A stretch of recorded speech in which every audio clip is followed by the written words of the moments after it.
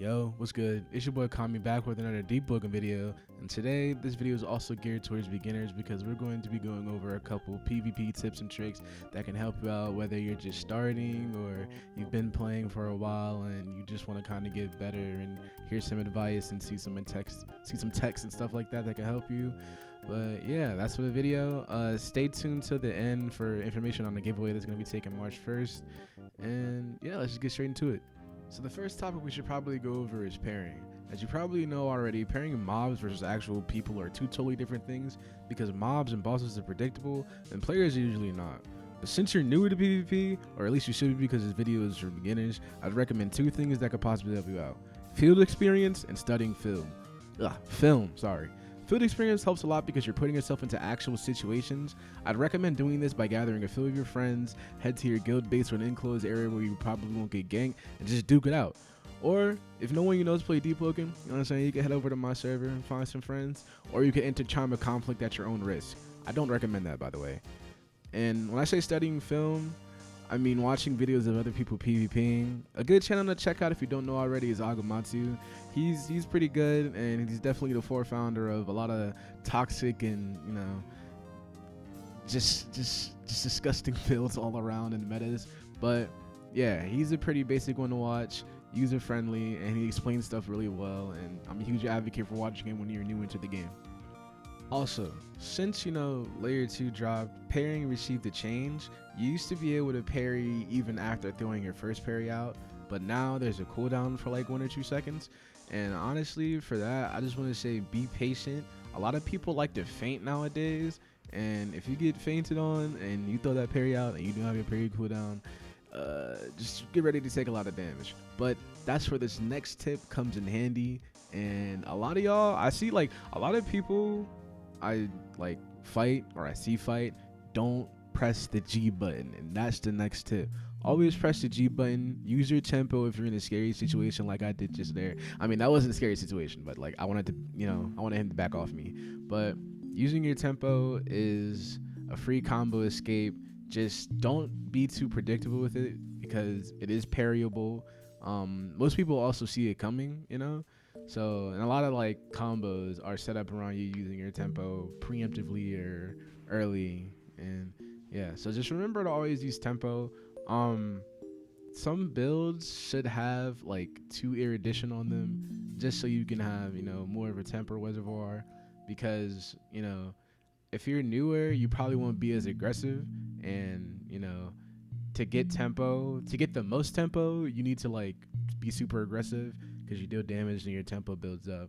But when you get hit, you don't build as much tempo as you would, you know, if you were to hit somebody. But yeah, just make sure to press the G button if you're in a scary situation. It helps out a lot. Another thing most newer players and some seasoned veterans don't know, if you get hit with the ragdoll move like Rising Thunder or Hair Blade Crit or Grand Javelin, if you press the right mouse button, you'll unragdoll. I don't know why most people who don't know that, but it's pretty useful. I didn't do it right there because, you know, yeah, he's a leaderboard player. Chris is a demon. Shout out Chris. But yeah, always M2 after you get ragdolled so you can immediately get back up and continue to fight. And yeah, it's pretty useful. Don't forget about it. Another thing we can go over is knowing when to block, when to parry, when to dodge. That sounds so funny saying, but knowing when to do those 3 things. Usually, like, when you parry, like, that's probably the most efficient way of avoiding damage. But sometimes, like, you can mess up a parry, and honestly, blocking, like, is probably the best course of action. But I would recommend only ever blocking on an M1 because most monsters posture break. Also, if you don't know what your posture is, it's that little bar above your health bar. And when it changes, the more the bar is full, the more posture you have, and the more likely you can get block broken if you block. But yeah, also parrying gives posture to the opponent and takes away posture from you, so you can either block or, you know, whatever you want to do next.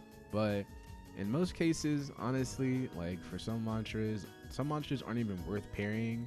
I'd say dodge some of them because, you know, like I said, most mantras posture break regardless, and you can feint monsters as well. So I'd say like rolling is definitely the mechanic to be better safe than sorry.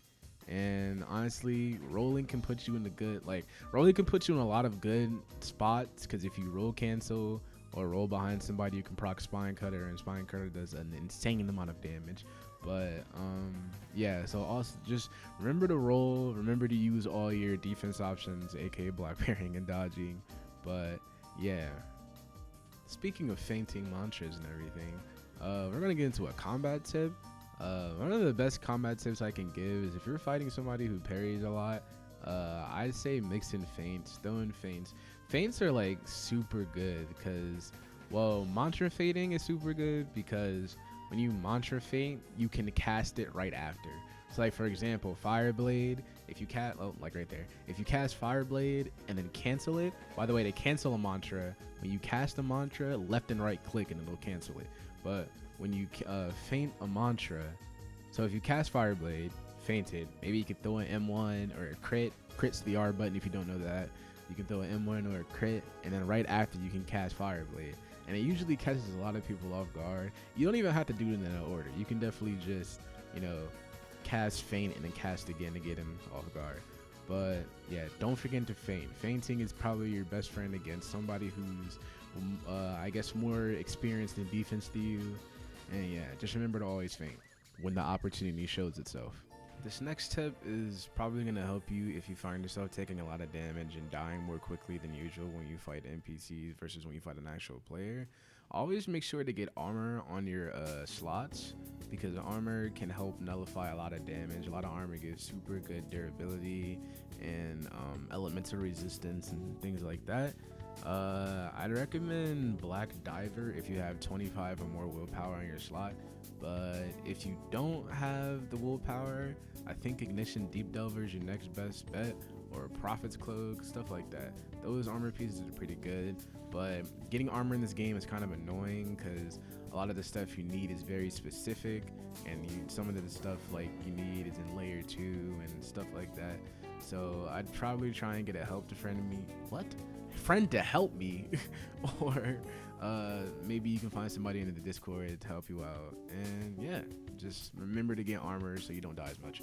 And I guess the last tip I have here today is know what you're capable of, what your build is capable of, and research what other things are capable of, so you know what you're fighting against at all times.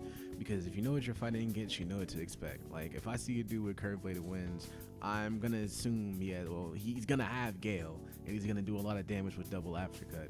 But research makes everything a little bit easier. Like I said, film, watch videos, do everything you can to prep yourself so when you get in the real thing, you know what to do.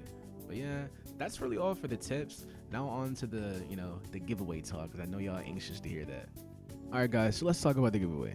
I am going to be doing a Deepwoken giveaway, aka I'm going to give you Robux to get Deepwoken if you want, or you can get something completely different. I don't care, but I'm considering a Deepwoken giveaway. But I'm going to be giving 2 people $5 worth of Robux, so you can get Deepwoken or whatever you want, like I said. And yeah, I know a lot of people don't have it because it's paid access, and honestly, I don't blame you. I don't like buying games. It's just kind of annoying to me. But the giveaway is going to be going on from later on today at around 7 p.m. EST until March 1st at 3 p.m. EST. Just wanted to kick off the new month with good vibes. Come through to the Discord server. The link is going to be in the description, of course. But that's really all I have to say. Yo, his clan name or guild name is the Riz Walkers. I ain't gonna lie, I might have to join that.